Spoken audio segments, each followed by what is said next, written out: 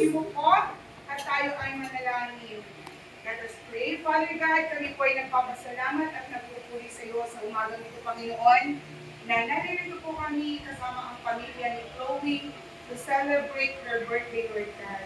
Naniniwala kami, Panginoon, kung merong higit na nagmamahal sa Kanya, Ikaw yun, Lord God. So dalangin nga po namin kung paano mo siya iningatan sa nagdaang taon ng kanyang buhay.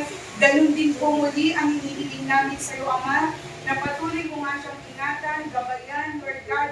And Lord, we're asking for the heavenly wisdom, O Father, that comes from you to continue to bestow upon her, Lord God.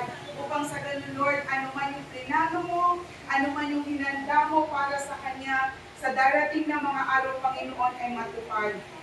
Tulungan niyo mo din po siya, Panginoon, na patuloy na maging mabait at masunurin na anak at kapatid sa kanyang pamilya, Panginoon.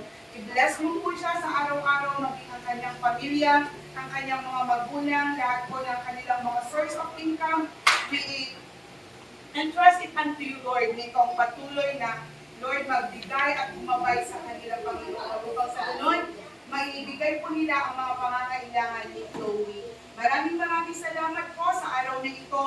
Ikaw ang higit na nakakapatid, Panginoon, ng mga plano nila para kay Chloe and even, Lord, kung ano po yung mga pangarap ni Chloe sa kanyang buhay. Patuloy po namin itong ipinagkakatiwala sa iyo, Panginoon, at nawa, Lord, sa darating na araw, makita niya kung sino kang Diyos na nag-iingat at naggagabay sa kanya. Dalangin din po namin, Lord God, ang mga pagkain sa umagang ito, i-bless mo po na magbigay kalakasan sa buhay ng bawat isa. At Panginoon, ibalik mo ng siksik-liglig at umakapaw sa lahat ng pinanggalingan nito. Maraming salamat po. Ito pong aming dalangin sa pangalan ng Ama, ng Anak at ng Espiritu Santo. Amen. Happy birthday, Chloe! Amin ba? Happy birthday! Happy birthday!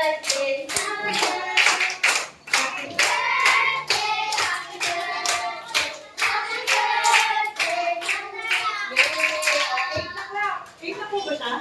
1,